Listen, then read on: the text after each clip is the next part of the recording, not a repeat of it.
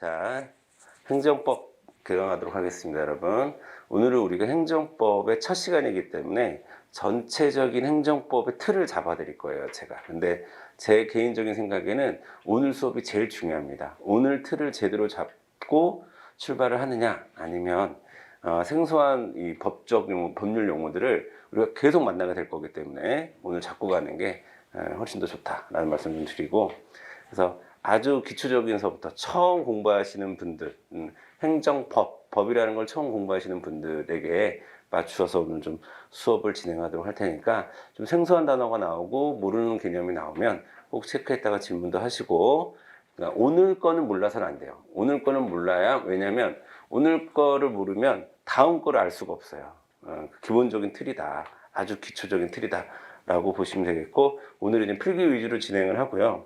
교재는 다음 주에 출간이 될 예정입니다. 그래서 다음 주부터는 책으로 하시고, 오늘은 제가 나눠드린 프린터에서 어디 체크하세요 라고 말씀을 드릴 테니까, 그 부분은 이제 옮겨서 책 온 다음에 옮겨서 적으시면 되겠고, 오늘은 칠판 필기 위주로 여러분 따라오시면 될 것 같습니다. 자, 우리가 행정법이라는 것을 좀 공부할 텐데, 행정법도 어쨌든 법이잖아요, 법. 자, 이 법이 다른 어떤 도덕이라든가 윤리라든가 이런 것과 가장 큰 차이점은 뭐죠? 법의 가장 큰 차이점? 법이 가진 특징은 바로 강제성이라고 하는 거예요. 강제성. 우리가 지하철에서 어른들에게 자리를 양보하지 않는다고 해서 감옥 가진 않잖아요. 벌을 받진 않잖아요. 그런데 법은 그렇지 않습니다. 법은 꼭 지켜야 되고, 지키지 않았을 때는 어떤 상응하는 대가가 치러지는 거죠. 민법적으로 보면은 손해배상을 해야 되는 거고, 형법적으로 보면 처벌을 받아야 되는 거예요. 형벌을 받아야 되는 거예요. 법이라는 것을 어겼을 때는.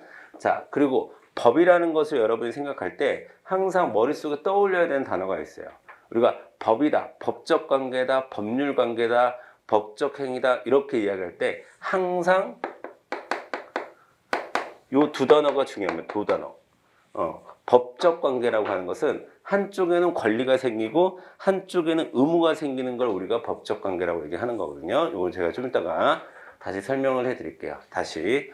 법이라고 하는 것은 그 법이 어떤 법이든, 앞에 행정이 붙든 뭐 헌법이든 형법이든 민법이든 무슨 법이든 간에 법이라고 하는 것은 강제성이 존재하는 것이고, 또 법이라고 하는 것은 권리 의무 관계를 나타내는 것이다. 이렇게 여러분이 생각을 해주셔야 되고, 자, 그래서 법에서는 법적 주체라는 개념이 있어요. 법적 주체.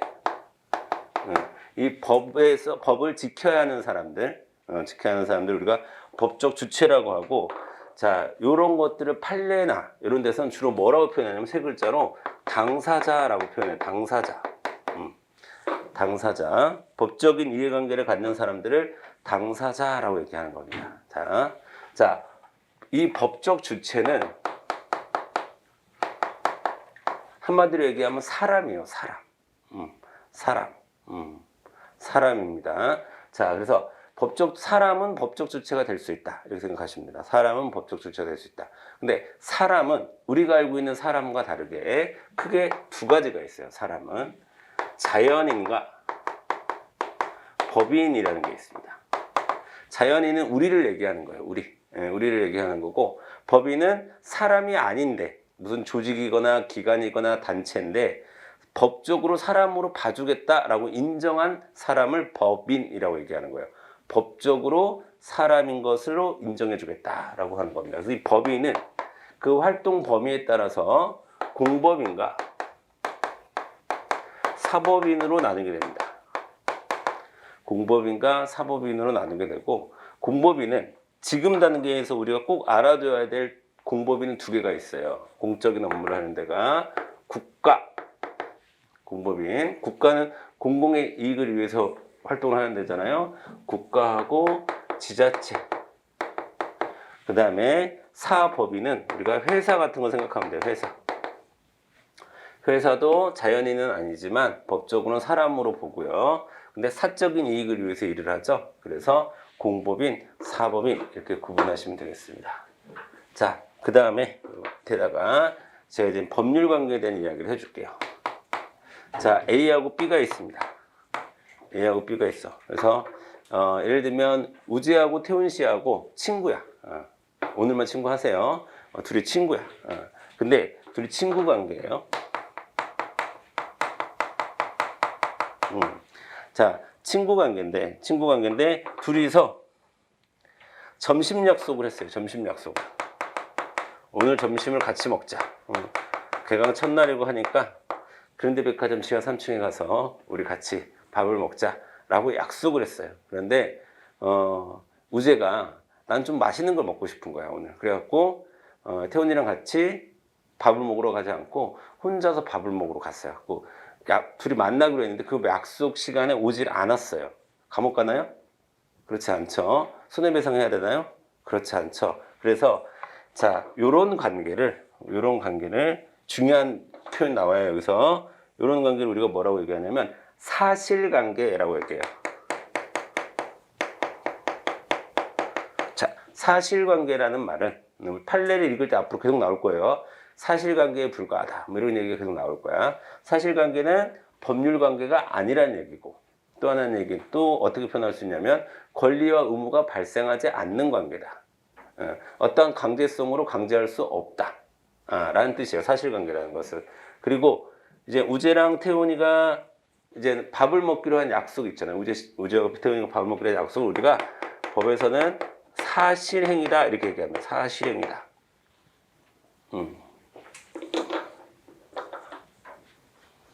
자, 그런데 어느 날 우재하고 태훈이가 하고 있었는데 우재가 태훈이한테 형 나 10만 원만 꺼주세요 라고 이야기를 했어요. 그러면 이 둘의 관계를 뭐라고 부르냐면 채무관계라고 불러요. 채무관계. 채무관계라고 부르고, 그래서 채무관계가 성립이 되는 거고 10만 원을 이제 태훈이가 불려줘. 자, 갑자기 점심을 약속하던 우재하고 태훈이는 점심을 약속하던 친구 관계에서 갑자기 뭘로 발전한 거예요? 채무 관계로 발전한 거예요. 채무 관계로. 그럼 채무 관계로는 당연히 무슨 관계, 이런 관계를 법률 관계라고 얘기합니다. 갑자기 법률 관계가 돼버린 거예요. 자, 한쪽에는 권리가 생기고 한쪽에는 의무가 생깁니다. 자, 이게 우재야. 우재는 태훈이한테 10만 원을 갚아야 될 의무가 생기는 거고, 태훈이는 우재에게 10만 원을 받을 수 있는 권리가 생기는 거야. 그래서 태훈이를 법에서는 채권자라고 표현을 합니다. 그리고 우재는 법에서 채무자라고 표현을 하는 거고. 자, 이렇게 권리와 의무가 발생했어요. 그리고 만약에 우재가 10만 원을 갚아야 되는 것을 이행하지 않았어요. 그럼 어떻게 되는 거니까? 법적 관계에서는 소송으로 가는 거예요. 소송. 자, 법률 관계. 자, 점심시간 약속을 지키지 않았다고 소송할 수는 없잖아요. 그쵸? 하지만 10만 원을 껐는데 안 갚으면 소송으로 가는 거예요.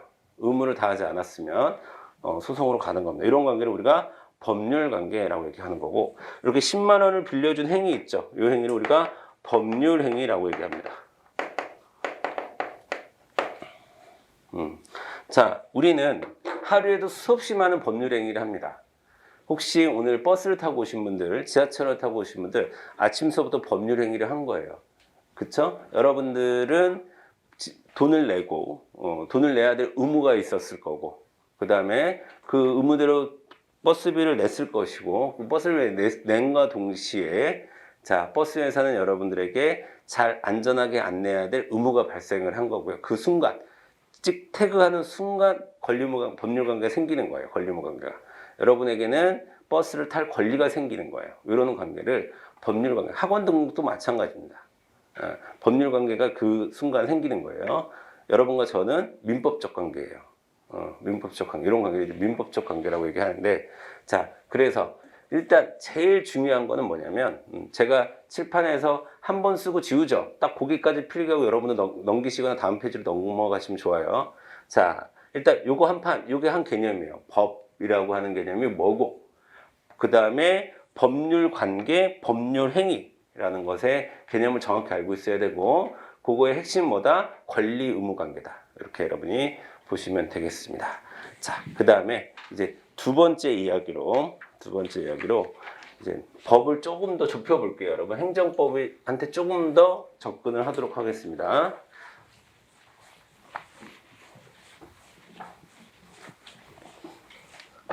자, 이 법을 두 가지로 크게 나눠요. 두 가지로 크게 나누는데, 하나는 사법이라는 게 있습니다. 또 하나는 공법이라는 게 있습니다. 자, 사법의 대표 선수가, 사법의 대표가 민법이라는 게 있어요. 공법의 대표가 바로 우리가 배울 행정법입니다. 우리가 공법을 중심으로 공부를 해야 되겠죠. 이제 앞으로 우리는 공법을 중심으로 공부할 텐데, 이 공법을 제대로 이해하기 위해서는 이 상대 개념인 사법을 잘 알고 있어야 돼요. 그래서 사법과의 차이점을 중심으로 공법의 특징을 묻는 것이 시험을 출제하는 방식입니다. 그러니까 공법에 대해서 우리가 잘 정리를 하고, 그러니까 사법에 대해서 정리를 해야 공법에 대해서도 잘 정리할 수 있다라고 보시면 되겠어요. 자, 먼저 사법은 아까 얘기했듯이 태훈이하고 우재, 법에서 보면 개인이죠, 개인. 이렇게 개인과 개인의 관계를 규정하는 겁니다. 개인과 개인의 관계. 이런 관계를 뭐라고 표현하느냐? 수평관계다라고 얘기합니다. 자, 민법은, 사법은 수평관계를 규율한다. 그런데 이 수평관계의 본질이 뭐냐? 수평관계다라고 얘기하는 것은 우리가 동등하다라는 뜻인데, 이걸 정확히 표현하면 어떤 말이냐면, 이 표현을 여러분이 알아두는 게 좋아요. 이런 관점을 접근해야 돼요. 하기 싫으면 안 해도 되는 관계야. 수평관계라는 것은 하기 싫으면 안 해도 되는 관계예요.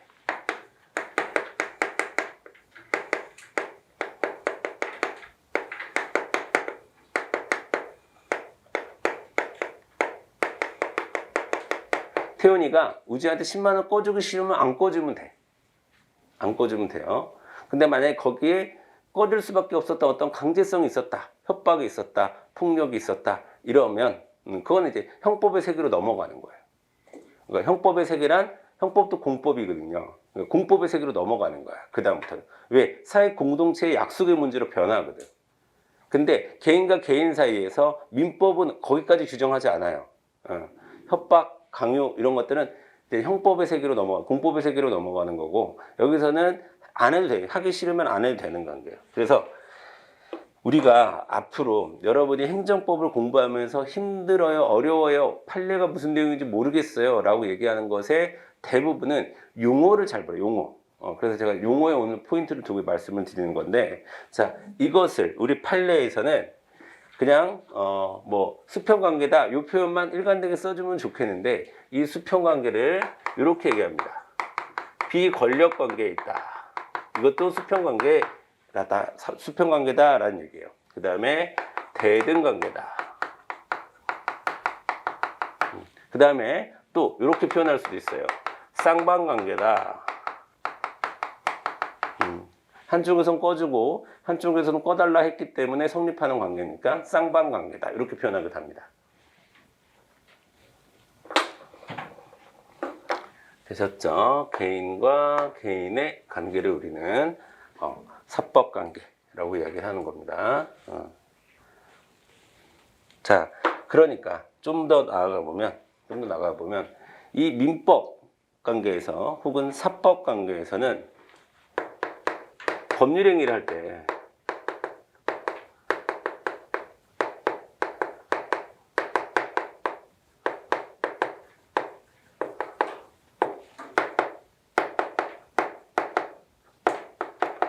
법적 근거가 필요가 없어요. 왜? 하기 싫으면 안 해도 되니까. 하기 싫으면 안 해도 되니까 어떤 법적인 근거가 있어야 우리가 돈을 꺼줄 수 있고 혹은 돈을 꿀 수 있고 그런 게 아니에요. 법적인 근거가 없어도 충분히 그 사람이 판단하고 그 사람이 책임질 일이니까 어떤 법적인 근거를 요하지 않습니다. 법적 근거를 법적 근거가 있든 없든, 여기서 정확히 얘기하면 여러분, 법적 근거가 없다라는 얘기가 아니라 법적 근거를 필요로 하지 않는다라는 뜻이에요. 법적 근거를 필요로 하지 않는다.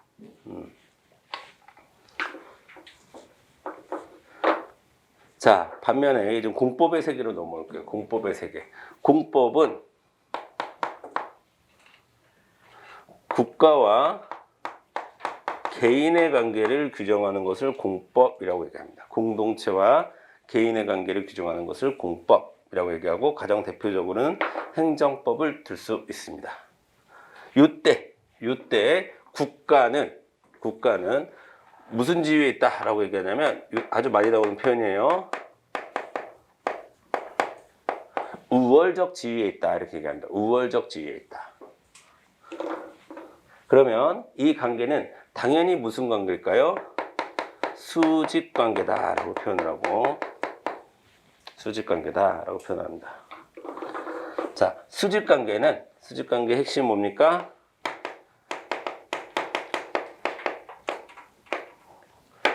하기 싫어도 해야 하는 관계입니다.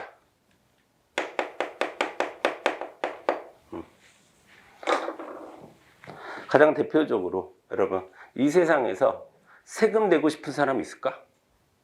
아마 한 명도 없을걸? 내가 주변에 봤을 때 세금 내고 싶어 하는 사람, 군대 가고 싶어 하는 사람 내가 보지를 못했어요. 근데 다 하기 싫어도 군대도 가고 세금도 내고 그러면 살죠, 사람이. 왜? 그렇게 안 하면 안 되니까. 강제력이 있는 거예요. 그래서 자, 이런 것을, 그러니까 왜? 국가는 우리에게 있어서 우월적 지위에 있으니까 그렇게 되는 겁니다.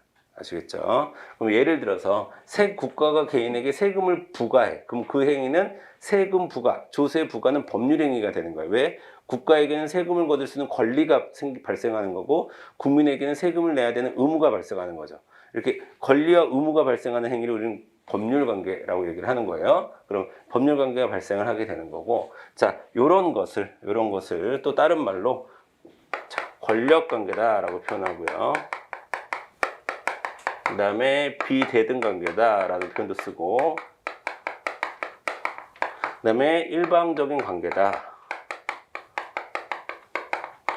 자, 정부가 세금을 부과할 때 개인의 사정을 철저히 고려하진 않죠. 그냥 일방적으로 모두에게 똑같이 어떤 기준에 의해서 세금을 부과하는 겁니다. 그러니까 하기 싫어도 어쩔 수 없이 해야 되는 거니까 이 개인에게는 상당한 부담이 되는 거죠. 조세 부과나 군대 가는 거나. 그래서 요거는 반드시 법률 행위를 할 때 법적 근거를 필요로 합니다. 법적인 근거가 없는데 세금을 부과하거나 법적인 근거가 없는데 군대를 가라고 하면 안 돼요. 자, 약간씩 우리가 접근하는데, 행정법 용어에 이렇게 법률의 근거를 요한다. 법률의 근거가 있을 때 행정을 할 수가 있다라는 것을 우리가 네 글자로 법률 유보라고 얘기하는 거예요. 아주 중요한 단어예요. 법률 유보. 법률의 근거를 가져야 한다라는 뜻입니다. 법률의 근거를 가져야 한다라는 뜻이에요.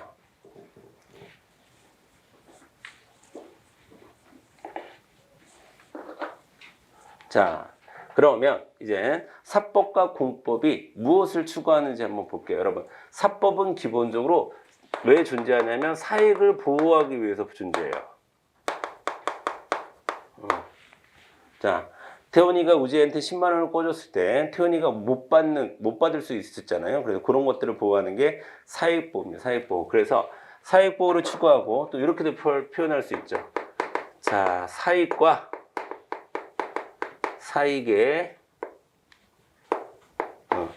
사익의 균형을 추구한다라고 표현하기도 합니다. 어느 일방의 편을 드는 게 아니라 사익과 사익의 균형을 추구한다. 자, 요 사익과 사익의 균형을 추구하기 위해서 어떤 권리. 자, 여러분, 뭐 법적으로 판단해 보니까 우재가 태훈이한테 돈을 껐으니까 우재는 태훈이에게 돈을 갚을 의무가 있고 태훈이는 돈을 받을 권리가 있어요 라고 했는데, 나는 사실 돈을 꾸지 않았습니다. 나는 돈을 갚을 생각이 없습니다. 이렇게 나왔을 때 태훈이의 권리를 보호할 수 있는 어떤 절차가 필요하겠죠. 이런 거는 그래서 권리 구현을 위해서는 절차가 필요해요. 자, 절차가 필요해. 그 절차를 우리는 뭐라고 해요? 아까 한쪽이 의무를 담당하지 않으면, 의무를 다하지 않으면 어디로 가면 된다고 그랬어요? 소송으로 가면 된다고 그랬죠? 그럼 이럴 때는 우리가 민사소송법이라는 게 있어요. 그래서 이 민사소송법에 의해서 권리가 어디에 있고, 의무가 어디에 있고, 이런 거 규정하는 것은 민법이에요. 누가 권리가 있는지. 근데 그 권리가 침해받았을 때 그 침해를 구제하기 위한 절차는 어디에 있습니까? 소송법에 있는 거예요. 그럼 여러분, 약간만, 시험에 나오는 건 아닌데, 얘기하면, 그럴 때 민법을 우리가 일반법이라고 얘기하는 거고, 민사소송법을 절차법 이렇게 얘기하는 거예요. 절차법. 그러니까 절차법이라고 하는 것은 어떠한 권리와 의무 관계를 잘 이행할 수 있도록 그 절차를 설명하는, 규정하는 법을 절차법이라고 하고, 권리가 누구에게 있고 의무가 누구에게 있는지 규정하는 것을 우리가 그냥 일반법이라고 얘기하는 거예요. 민법 일반법이라면 민사소송법은 절차법입니다. 이 관계는 공법의 세계에서도 마찬가지예요, 실은. 형법이 있으면 형사소송법이 있고, 행정법이 있으면 행정소송법이 있고, 다 그런 겁니다. 자, 그 다음에 여기 이제 공법의 세계로 한번 내려와 볼게요. 공법의 세계는 기본적으로 공익을 추구하는 게 원칙입니다. 공익을 추구하는 게. 그리고 공익만 추구하면 참 편할 텐데, 공익만 추구함과 동시에 사익도 보호하려고 애를 씁니다. 그래서 공익 추구와 사익 보호를 동시에 얘기한다. 그래서 항상 우리가 앞으로 형량 비교 이런 말 되게 많이 할 거예요. 형량 비교. 형량 비교라는 얘기는 저울로 잰다라는 뜻이야. 저울로. 뭐와 뭐를? 공익과 사익을 저울로 재서 그 균형을 맞추는 것이 굉장히 중요한 겁니다. 여기서는. 그래서 좀 더 나가 볼게요. 공익이 있고 사익이 있을 때, 아직 배우지 않았으니까 여러분 그냥 알아만 두세요. 이 공익을 보장하기 위해서 뭐가 있냐면, 우리가 나중에 행정의 실효성 확보 수단이라는 걸 배울 거예요. 자, 행정은 공익을 위해서 하는 거죠. 행정은 공익을 위해서 하는 건데, 그 공익이 개인의 이익을 침해할 수 있죠, 당연히. 너 세금 내. 세금 내야 되는 거 개인의 이익을 침해. 그래서 사람들이 그걸 지키지 않는다고. 그럼 지키지 않으면, 너 지키지 않는구나. 이렇게 하면 안 되죠. 뭔가 지키게끔 만드는 강제력이 필요한 거죠. 그걸 우리가 행정의 실효성 확보 수단이라고 불러요. 그런 것들을 나중에 우리가 가면 이행강제금이라든가 과태료라든가 아니면 대집행이라든가 이런 것들이 다 행정의 실효성을 확보하기 위한 수단이에요. 그건 철저하게 뭐를 위한 거다? 공익을 위한 거예요. 공익을 위한 거. 그 다음에 자, 사익을 위한 거는 뭐가 있냐면, 위한 거 뭐가 있냐면, 여러분, 행정절차법.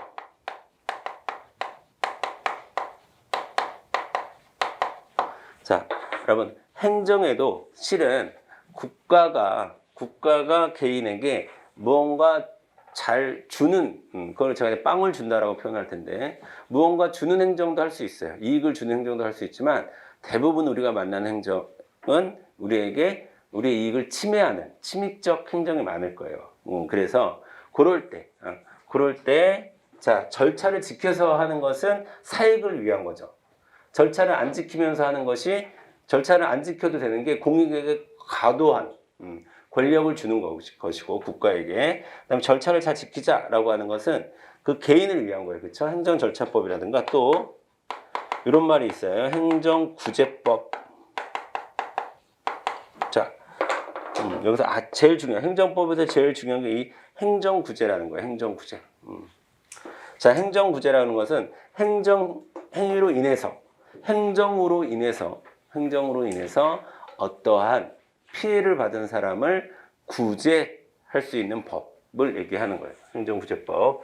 자, 이쪽에 약간 자리가 부족해서 제가 행정구제법을 이쪽에다 쓸게요. 자, 행정구제법은 지금 간단히만 말씀을 드리면 4가지를 항상 우리가 외우고 있어야 돼요. 행정구제법이라고 하는 것은 손해배상과 관련한 거, 그 다음에 손실보상과 관련한 거, 그 다음에 행정심판과 관련한 거, 그 다음에 행정소송과 소송 이렇게 네 가지가 있습니다. 이 네 가지가 모두 이 네 가지 모두 행정에 의해서 뺨을 맞은 사람들을 구제하기 위한 제도입니다. 여러분 네 가지가. 즉 공익과 사익의 긴장 속에서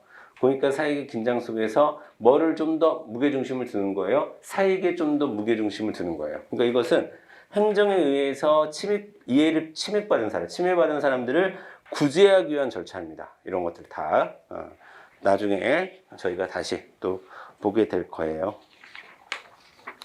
자, 그러면 우리가 제일 먼저 뭐 얘기했어요? 법에 대해서 얘기했고, 그 다음에 법률 관계, 즉 권리 의무가 발생하는 관계에 대해서 얘기했고, 지금은 이제 법의 큰 종류가 사법과 공법이 있는데 그 사법과 공법의 차이에 대해서 좀 말씀을 드렸습니다. 가장 여러분 머릿속에 가장 기억하고 있어야 될 단어는 우월적 지위라고 하는 거예요. 공법은 국가가 우월적 지위에서 수직적으로 작용하는 것이다 라는 겁니다. 그렇기 때문에 그것을 그냥 막무가내로 딱 그 수직적 작용, 일방적 작용을 그대로 받아들이면 국민이 피해를 볼 수 있으니까 우리는 국민들이 피해를 봤을 때 구제할 수 있는 절차까지도 가지고 있다. 그게 최종적으로 뭐다? 이 네 가지다. 손해를 받았으면 손해배상을 해주고, 손실을 입었으면 손실보상을 해주고, 무언가 행정작용이나 행정행위를 물러야 되면은 행정심판이나 행정소송을 통해서 없애주겠다라는 뜻입니다. 되셨죠? 요 기본적인 또 틀을 가지고 이제 세 번째 이야기를 좀 시작해 보도록 할게요. 이게 이제 공법과 사법의 차이가 두 번째 이야기고, 이제 세 번째 이야기를 한번 해볼게요.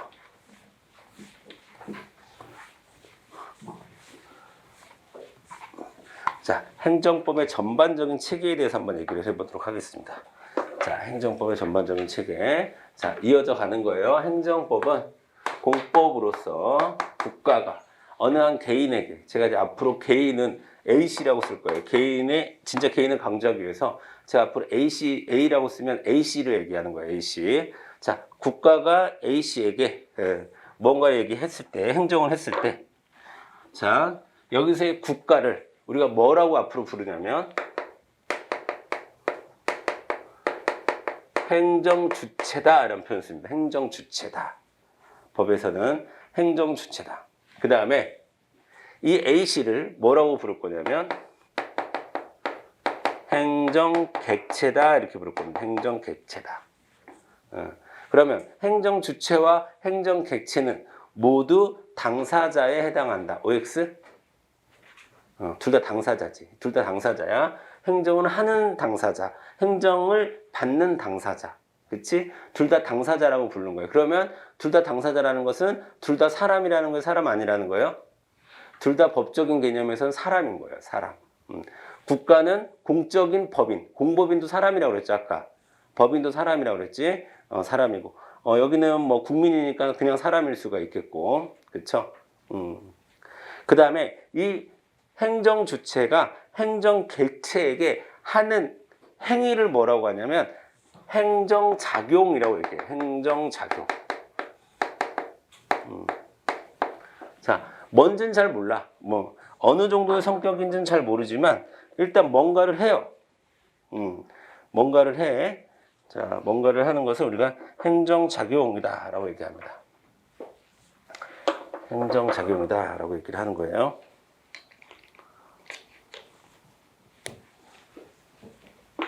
자, 국가가 국민 A씨에게 뭔가를 하는 요 행위를 우리가 행정작용이다 이렇게 얘기해요. 자, 그 다음에 행정주체에 대한 얘기부터 한번 좀 해보도록 할게요.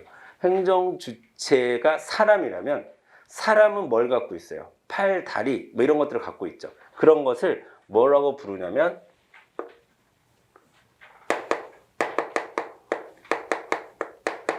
행정기관이다 라고 얘기합니다.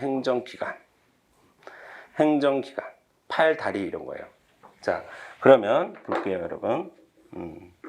자, 행정주체를 우리가 국가다 라고 이야기를 하면 팔, 다리 역할을 하는, 자, 국가는 사람이니까 이건 사람이고, 사람의 팔, 다리 역할을 하는 거 예를 들어서 대통령, 장관, 그 다음에 지자체장,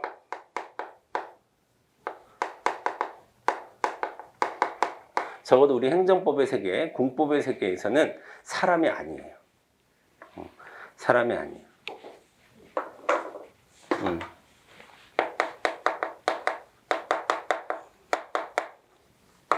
자,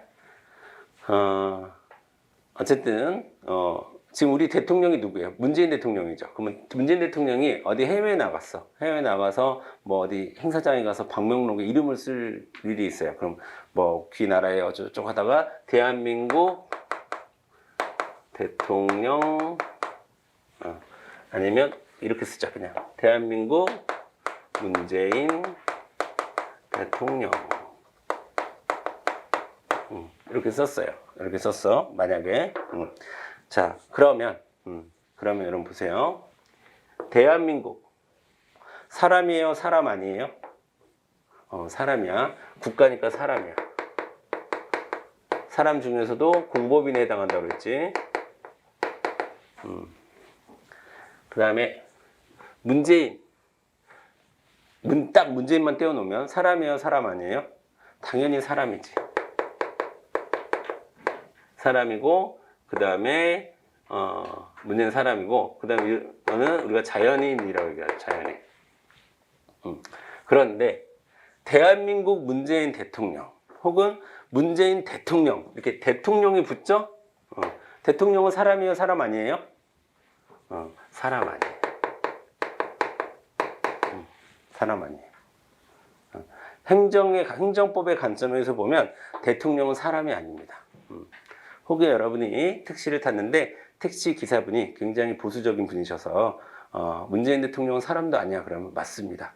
행정기관입니다. 이렇게 대답하시면 돼요. 사람 아니에요. 대통령은 사람 아닙니다. 대통령은 사람 아니라는 것은 계속 바뀔 수가 있다는 거예요, 없다는 거예요? 계속 바뀔 수가 있다는 거예요. 거기에 누가 아니냐에 따라 다른 거지. 기간, 팔, 다리에 불과한 거예요. 대한민국이라는 국가가 어떠한 행위를 할 때 그 팔이 잘못한 거예요. 우리가 얼마 전에 가능한 수업 시간에 정치적인 얘기를 좀 자제하려고 하는데 정치적인 얘기는 아니에요. 그냥 있었던 이야기야. 얼마 전에 우리가 그 코로나 사태와 관련해서 그 질병관리본부가 참 다른 나라에 비해서 지금 이렇게 확산되기 전에 좀 잡혔을 때 있잖아. 잡혔을 때 질병관리본부를 되게 칭찬을 많이 했다고. 칭찬을 많이 했어. 근데 그 당시 야당에서 문재인 정부는 질병관리를 제대로 하지 못했으나 질병관리본부가 열심히 했다. 라고 그 모 당에서 선거 때 그렇게 이제 TV 토론을 나와서 얘기하더라고. 근데 행정법을 공부한 저한테는 저게 무슨 엑스소리인가 그런 거예요. 아니 사람은 일을 잘 못했는데 팔다리는 일을 열심히 했다는 얘기거든. 그게 말이 안 되는 겁니다. 기본적으로 행정의 틀을 갖고 있는 사람의 입장에서 보면은 팔다리만 어떻게 열심히 해? 그렇죠. 사람이 그러니까 우리가 속담에 참 그러니까 야 팔다리가 고생한다. 뭐 그런데 그러면은 속담으로 그냥 하는 얘기지. 사람이 잘했냐 못했냐는 우리가 따지는 거지. 팔다리가 잘했냐 못했냐를 따지지는 않거든요. 진짜 훌륭한 팔이야. 훌륭한 다리야. 그렇게 얘기하지는 않잖아요. 훌륭한 사람이야. 훌륭한 존재야. 그렇게 얘기하는 거지. 됐어요. 이 정도까지만 얘기할게요. 자, 어쨌든 중요한 거는 이런 거는 다 사람이 아니라는 거예요. 우리 관점에서 사람이 아니라고 봐줘야 되는 거고. 그 다음에 행정 객체에 대한 행정 객체는 얘기할 거 없습니다. 특히 행정 객체는 시험에서도 잘 안 나와요. 그냥 국민들, 우리들 각각 개개인들이다. 이렇게 보시면 되겠고, 중요한 건 이 행정작용이 중요하겠죠. 행정작용. 행정작용이 중요합니다. 그래서 이 행정작용은 얼마나 중요하냐면 따로 개별법으로 이제 우리가 행정작용법 이런 걸 배울 거예요. 이게 진짜 우리 하나의 단원이고 제일 중요한 단원입니다. 제일 중요한 행정법에서 제일 중요한 단어는 행정작용법, 행정소송법 이 두 가지거든요. 행정작용법이 굉장히 중요합니다. 자, 여러분, 국가는 우월적 지위에서 국민들에게 행정작용을 하죠. 이렇게 수직적으로. 수직적 행정작용입니다. 그러니까 이렇게 할 때 법에 따라서 해야 될까요? 그냥 기분 내키는 대로 해야 될까요? 사또가 마음에 안 들면, 왕이 마음에 안 들면 저자를 죽여라, 저자를 매우 쳐라 이렇게 했던 건 전근대 사회고, 지금은 대통령이 마음에 안 든다고 해서 저자를 사용해라. 이렇게 하진 않잖아요. 그렇죠? 그래서 행정을 할 때는 너 돈이 많아 보이는데 너 좀 부티나게 생겼다. 너 세금 좀 많이 내라. 이렇게 할 수는 없잖아요. 그래서 행정을 할 때 우리는 어떤 행정을 해야 되냐? 네 글자로 법치 행정을 해야 됩니다. 자, 법률에 의해서 행정을 해야 된다는 얘기야. 근데 법치 행정은요. 법치 행정을 좀 쪼개서 얘기해 보면 세 가지를 해야 된다는 거야. 세 가지. 그 세 가지를 우, 유, 통 이렇게 외우시면 돼요. 우, 유, 통. 자, 세 가지가 뭐냐면 법률 우위, 법률 유보, 사법 통제 이렇게 됩니다. 그래서 한 글자씩만 따서요, 여러분. 우, 유, 통 이렇게 외우시면 돼요. 우, 유, 통. 그래서 법치 행정을 해야 된다라는 얘기는 법률 우위, 법률 유보, 사법 통제의 원칙이 지켜져야 된다라는 얘기입니다. 자, 우리가 이제 들어가서 볼 거예요. 들어가서 볼 건데 법률 우위라는 것은 법을 지켜야 된다라는 뜻이에요. 법을 지켜야 된다. 법에 어긋나는, 그러니까 법을 지키지 않고 행정을 해서는 안 된다라는 거고, 법률 유보라는 얘기는 법에 근거가 있을 때 행정을 해라라는 얘기입니다. 법에 근거 없이 행정하지 말아라라는 겁니다. 그러니까 다시 얘기해서 법률 우위는 있는 법을 지켜라라는 거고, 법률 유보는 법에 없을 때는 하지 말아라라는 얘기입니다. 다시 법률 우위는 법이 있을 때 그 법을 어기지 말아라라는 얘기고, 법률 유보는 법이 없을 때 법이 없을 때 행정행위를 하지 말아라라는 얘기입니다. 법이 없는 행위를 하지 말아라. 있는 행위를 어기지 말고 없는 행위를 하지 말아라라는 뜻이에요. 법률 우위와 법률 유보. 이거는 이제 들어가서 우리가 좀 자세히 볼 거니까 지금 여기서는 이 정도 하는 거고, 그 다음에 여러분, 행정은 사법부와 행정부는 분립되어 있죠. 이게 민주주의의 기본이죠. 권력 분립이. 그런데 행정의 행위는 사법적 통제가 가능하다라는 겁니다. 왜? 법치 행정을 위해서. 왜? 행정이 우월적이기 때문에. 예. 법치 행정을 해야 되고 법치 행정을 해야 되기 때문에 사법적인 통제를 받아야 돼요. 그래서 행정행위가 옳은지 그른지 계속 유지돼야 되는지 취소돼야 되는지 무효인지 이런 것들을 사법부에서 따질 수가 있다라는 얘기예요. 이 세 가지의 관점을 우리는 합쳐서 법치 행정이다라고 얘기하는 겁니다. 법치 행정. 자, 그러면 행정을 할 때, 정확히 얘기하면 행정작용을 할 때 법치 행정을 해야 되는데, 자, 만약에 적법한 행위를 했어, 위법한 행위를 했어요. 자, 여기서 위법하다는 얘기는 법률에 근거가 없는데 행정을 했거나, 아니 있는 법률을 지키지 않았거나, 이럴 때 우리가 위법한 행위를 했다라는 거예요. 아니면 이것들을 다 지켜서 행정을 했어요. 그럼 우리가 적법한 행정작용을 했다 이렇게 얘기하는 거예요. 적법한 행정작용을 했다. 그러면 그 행정작용은 효력을 발생시키겠죠. 적법하면 효력을 발생시켜. 여러분, 법적 효력이 발생한다라는 얘기는 아까 우리가 배웠던 관점으로 보면은 권리와 의무가 발생한다라는 뜻이에요. 법적인 효력이 발생한다는 것은 누구에겐가는 권리가, 누구에겐가는 의무가 발생한다라는 뜻이에요. 권리, 의무가 발생한다라는 겁니다. 그런데 효력이 발생했지. 효력이 발생했는데 적법한, 그러니까 법치 행정에 맞는 적법한, 여기에 맞는 적합한 행정작용을 했으면 효력이 발생하는데, 그런데 A가 의무를 이행하지 않아요. 그러면 시켜내야 되는 게 행정입니다. 그냥 보고만 있진 않아요. 다시 한번 아까랑 똑같은 얘기하는 거야. 요때 의무가 이행되지 않는데 이행시키는 수단을 뭐라고 한다고? 방금 내가 뭐라고 그랬지? 요때 배우는 게 행정의 실효성 확보 수단이다 라고 그랬죠.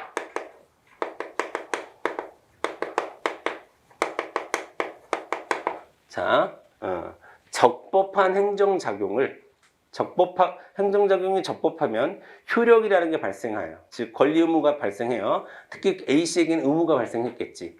그러면 그 의무를 이행하지 않았어? 그럼 이행하게 만들어야 돼. 그 만드는 것을 우리는 행정의 실효성 확보 수단이다 라고 얘기합니다. 그런데 행정작용을 국가가 했는데 그 행정작용을 위법하게 했어. 위법하게 했다는 얘기는요, 법을 어겼거나 법률이 없는 행위를 했거나 사법적 통제를 거부해요. 그럼 우리는 위법하다 이렇게 얘기합니다. 위법하다. 그러면 효력이 발생해요, 안 해요? 위법한 행정에 대해서는 효력이 발생하지 않죠. 효력이 발생하지 않습니다. 자, 그럼에도 불구하고 위법한 행정에는 효력이 발생하지 말아야 됨에도 불구하고, 즉 권리 의무 관계가 발생하지 않아야 됨에도 불구하고, 그러나 A씨의 권익 침해가 위법한 행정작용을 했어. 그러면 A씨의 권익 침해가 될 수 있죠. 그러면 여기서 누구를 보호해야 되는 거예요? 이 A씨를 보호해야 되는 게 행정법의 역할입니다. 여기서는 A씨에게 의무를 이행하게끔 만드는 게 행정법의 역할이라고 한다면, 이때 위법한 행정행위에 대해서는 A씨의 권익 침해를 보호해야 되는 게 행정법의 역할이에요. 자, 이거를 아까 네 글자로 뭐라고 한다고요? 행정구제다라고 얘기했죠. 행정구제.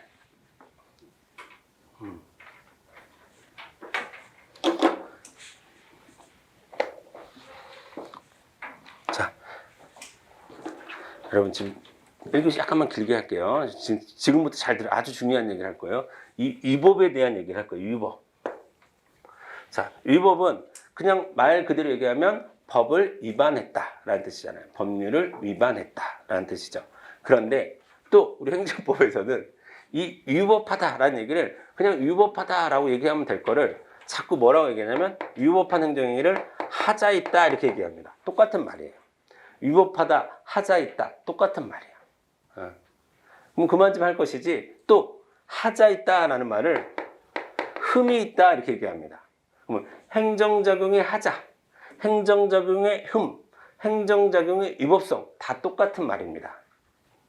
기본적으로 다 똑같은 말인데 판사가 자기가 쓰고 싶은 말 쓰는 거예요. 판사가.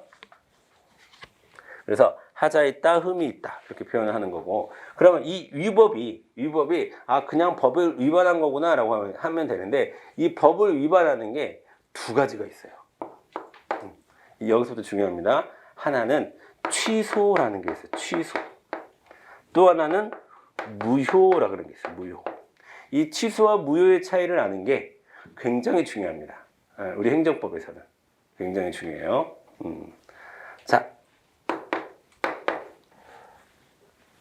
자, 무효라는 얘기는요. 무효라는 얘기는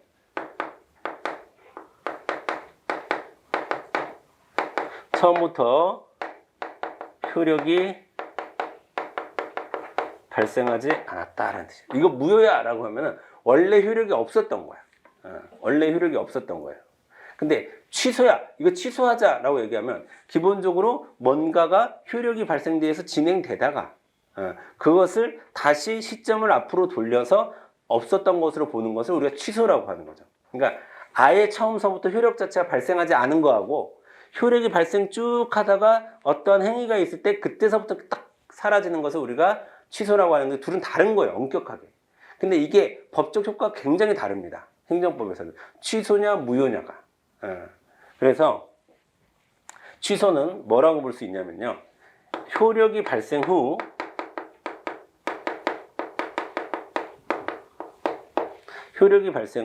취소가 되면, 자, 처음으로 소급하여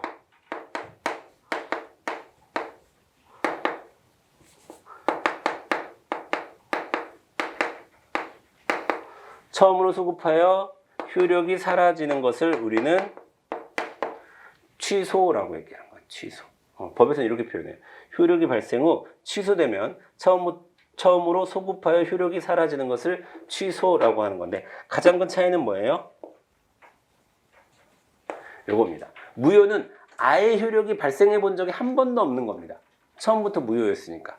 한 번도 없는 건데 취소는 아니야. 이미 효력이 발생을 한 번 했어. 그리고 그것이 그 상대의 특별한 사정이 없으면, 특별한 행위가 없으면 그 효력은 아마 지속됐을 거야.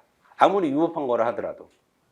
효력은 쭉 가는 거예요. 그런데 거기서 취소해 주세요라고 하면 딱 취소하는데 그 순간에 처음부터 효력이 없었던 것으로 보는 것을 우리가, 그것을 처음부터라는 말을 우리가 소급한다라고 얘기해요. 앞으로 끌어와서라는 뜻이에요.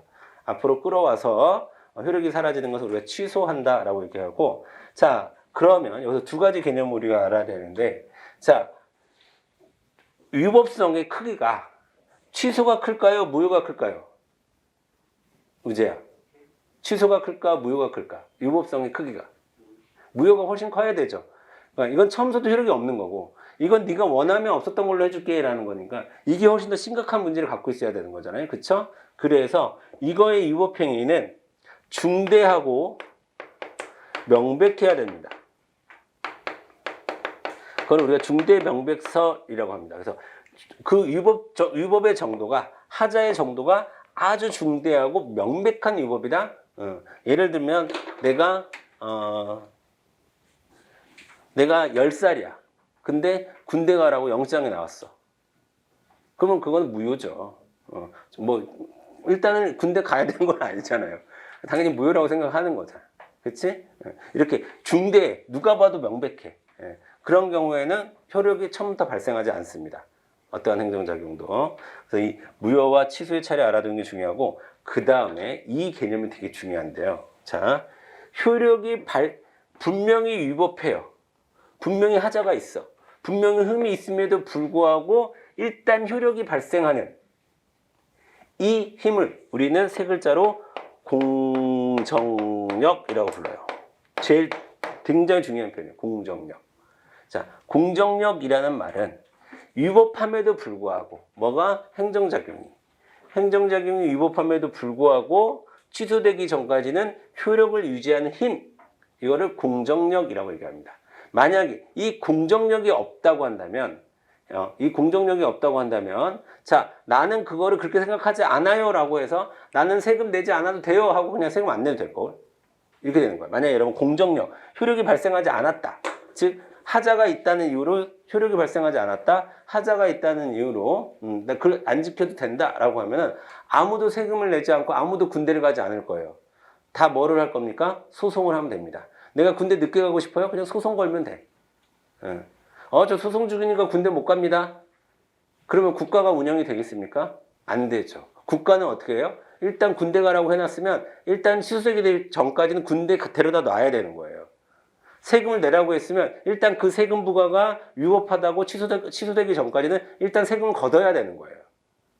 그러니까 일단 취소되기 전까지는 그 효력이 아무리 위법하다 하더라도, 사후에 위법하다는 판결이 나온다 하더라도 일단 효력은 진행돼야 우월적 지위를 확보할 수 있는 겁니다. 국가가. 수직관계를 유지할 수 있는 거예요. 그 힘을 뭐라 한다? 공정력이라고 얘기한다. 공정력. 굉장히 중요한 표현입니다. 공정력. 자, 그 다음에 하나만 더 얘기하고 마칠게요, 여러분.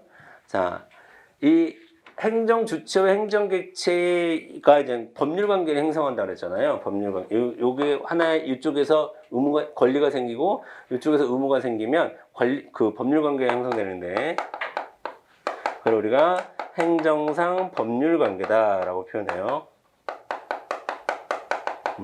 법률관계라고 표현하는데, 자, 이건 쉬워요. 일단 크게 공법관계랑 사법관계가 있습니다. 행정이 하는데도 사법관계가 있을 수 있나요? 사법관계가 있을 수 있어요. 예를 들면 공무원이 어디 가서 볼펜 사고 공책 사는데 우월적 지위를 행사하지는 않잖아요. 그런 관계를 우리가 사법관계라고 얘기하는 거예요. 사법관계도 있고 공법관계도 있습니다. 행정작용을 통한, 이 행정작용을 통해서 발생하는 법률관계를 크게는 공법관계, 사법관계 이렇게 얘기합니다. 자, 이거 되게 중요한 얘기예요. 왜냐하면 나중에 소송이 달라져요. 사법관계에서는 민사소송으로 가고 공법관계에서는 뭐 행정소송으로 가고 이렇게 달라지는 겁니다. 근데 공법관계를 이건 여러분이 모르셔도 되는데 지금은 요 정도만 알아두시면 되는데 어떤 공법관계도 권력을 행사하는 관계야. 어떤 관리에 미치는 단계가 이렇게 있어요. 어떤 권력을 행사하는 권력관계와 우리가 일반적으로는 권력관계에 대한 이야기를 많이 할 겁니다. 그런데 관리적인 측면에 관리관계도 있다. 이 정도까지만 여러분이 알아두시면 좋을 것 같아요. 자, 여기까지. 그래서 우리가 첫 번째 시간에는 법이란 무엇이냐, 그쵸? 배웠고 강제성과 권리 의무 관계가 발생한다. 그다음에 두 번째 공법과 사법의 차이점을 좀 배웠고, 그 다음에 세 번째로는 행정법의 전반적인 틀을 배웠는데요. 틀을 배웠는데, 자, 여기서 제일 중요한 건 요거라고 그랬어요. 요거. 이게 아마 이제 2단원이 될 거야. 2단원. 2단원에서 우리 행정작용에 어떤 것들이 있는지 그거를 공부할 거예요. 그 다음에 우리가 3단원에서 이걸 공부할 거예요. 요거. 아마.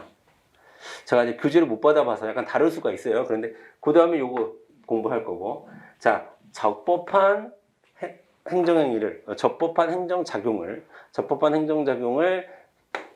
이행하지 않았을 때 그걸 이행하게 만들어내는 수단이 뭐가 있느냐 요거 할 거고, 그 다음에 우리가 네 번째로 이제 중요한 건 요거죠. 요거.